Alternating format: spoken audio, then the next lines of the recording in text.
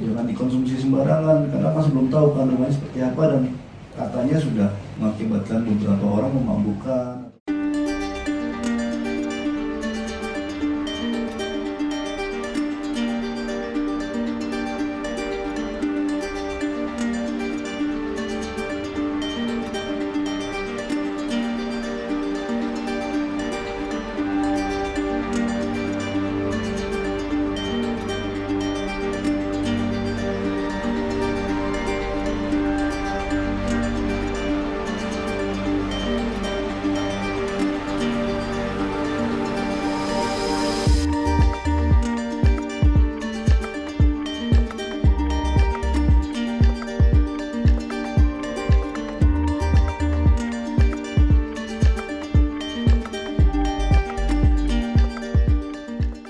Termasuk tadi bunga pecubung ini kan tanaman dia yang sebagian rumah mungkin ditanamnya di pekarangan.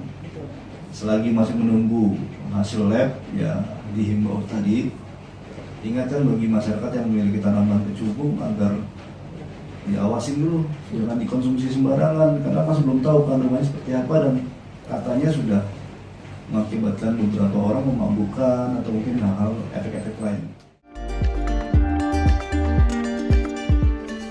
Di antara banyak sumber informasi, kami layak dipercaya karena kami menggali lebih dalam, berpihak pada kebenaran, berpegang pada data dan fakta, agar layak Anda jadikan referensi. Kompas TV, independen, terpercaya.